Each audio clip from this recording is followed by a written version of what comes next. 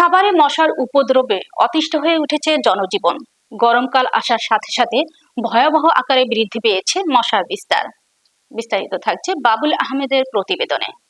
দিনরাত সবসময় মশার কামড়ে নাজেহাল সাভারবাসী।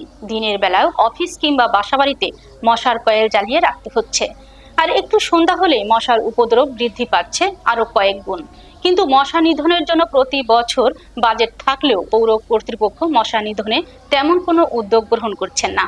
এছাড়াও দিনের বেলায় বাসাবাড়িতে মশারি টাঙিয়ে রাখতে হচ্ছে। মশার কামড়ে মানুষজন ডেঙ্গু, চিকুনগুনিয়া সহ বিভিন্ন রোগে আক্রান্ত হচ্ছেন।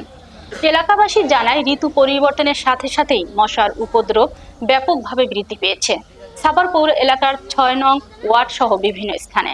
এতে মানুষের দৈনন্দিন কাজে ব্যাঘাত ঘটছে। কয়েল, স্প্রে বা মশারি টাঙিয়েও মশার উৎপাত থেকে রেহাই পাওয়া যাচ্ছে না। বিশেষ করে সন্ধ্যার পর মশার উপদ্রব বেড়ে যাওয়ায় অতিষ্ঠ হয়ে পড়েছেন এলাকাবাসী। কেউই স্বাভাবিকভাবে কাজ করতে পারছেন না। ৬ নং ওয়ার্ডের উলাইল কর্ণপাড়া এরিয়ায় এটা সব থেকে দুর্ভোগ জনজন্য এলাকা। এই এলাকায় ড্রেনেজ ব্যবস্থা এবং রাস্তা অত্যন্ত জরুরি। এখানে দিনের বেলাও মশারি টাঙিয়ে থাকতে হয়। আমি আমাদের নবাগত এমপি মহোদয় ডাক্তার সালাউদ্দিন বাবুর কাছে আমি সবিনয় নিবেদন করি, এই যে তিনি যে ক্লিন সাভার গ্রিন সাভার বাস্তবায়নের লক্ষ্যে যে উদ্যোগ নিয়েছে, আমি তাকে সাধুবাদ জানিয়ে অতি শীঘ্রই আমাদের এই রাস্তা এবং ড্রেনেজ ব্যবস্থা এবং মশা নিধনের জন্য সার্বিক ব্যবস্থা গ্রহণ করবে, এটাই আমার প্রত্যাশা। থেকে সবাইকে সতর্ক করা যে এই এলাকার ময়মুরব্বী যারা আছে বাসিন্দা, তাদেরকে নিয়ে একটা পৌরসভায় প্রশাসক বরাবর একটা চিঠি দেওয়া হয়েছে, যাতে অতি শীঘ্রই এই কাজটি উদ্যোগ গ্রহণ করে। এখানে এডিস মশা বেশি এবং ডেঙ্গু মশা। এখানে যে পানি হয়, পানির জন্য মশা উৎপত্তিটা বেশি। মশা মারা কোনো ওষুধ নাই, এই জন্য এখানকার জনগণ মশার কামড়ে নানা রোগে আক্রান্ত হচ্ছে। ডেঙ্গু, চিকুনগুনিয়া এবং আরও বিভিন্ন রোগে আক্রান্ত হচ্ছে। এই জন্য এখানে যদি একটা উপযুক্ত ড্রেন বা মশা মারা কোনো ওষুধের ব্যবস্থা করা হয়, তাহলে জনগণ নিরাপত্তায় থাকতে পারে। এই এলাকার অবস্থা, যাতায়াতের চলাচল, এই যে বৃষ্টি আসলে পানি আসে, এমনকি সর্বসময় পানি ময়লার পানি বাইরে থাকে, ডেঙ্গু, ম্যালেরিয়া, অন্যান্য রোগ হইতে শুরু হয়। তাই জরুরি আমাদের এমপি মহোদয়ের কাছে দৃষ্টি আকর্ষণ করছি, সেজন্য আমাদের এই রাস্তাটা অতি দূরত্ব করে দেয়, আর এই ড্রেন সহ রাস্তাটা করে দেয়।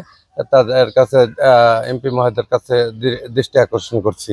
বুনিয়া আরো এই যে বাচ্চাদের অনেক এই যে নানা ধরনের রোগ হচ্ছে, নানা ধরনের সমস্যা। একটু বৃষ্টি আসলে তো এই যে গিরা পানি হয়ে যায়, চলাচলের ব্যবস্থা নাই। আমরা সাভার পৌরসভা থেকে মশক নিধনের জন্য আসলে অনেকগুলো কার্যক্রম গ্রহণ করেছি, কিন্তু এবছর আমরা লক্ষ্য করেছি আসলে মশার উৎপাতটা অনেক বেশি পরিমাণে রয়েছে।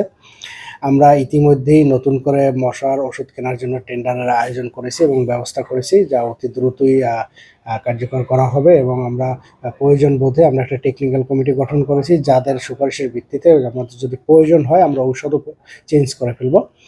এছাড়াও বর্তমানে আমাদের প্রতিটি ওয়ার্ডে একদিন পর পরই মশার ওষুধ দেওয়া হচ্ছে, স্প্রে করা হচ্ছে। এছাড়াও মশার উপদ্রব কমানোর জন্য আমাদের যে সকল ড্রেন দীর্ঘদিন ধরে বদ্ধ অবস্থায় আছে, সে সকল ড্রেনও আমরা নিয়মিত পরিষ্কার পরিচ্ছন্ন করে যাচ্ছি, অর্থাৎ পানি প্রবাহ সচল রাখার চেষ্টা করে যাচ্ছি। তো আসলে পৌরসভা থেকে আমরা যথেষ্ট পরিমাণ উদ্যোগ নিয়েছি। আশা করছি আমরা মশার এই যে উপদ্রবটা, এটা কিছুদিনের ভিতরে একদম অনেকটাই কমিয়ে নিয়ে আসতে পারবো। ধন্যবাদ।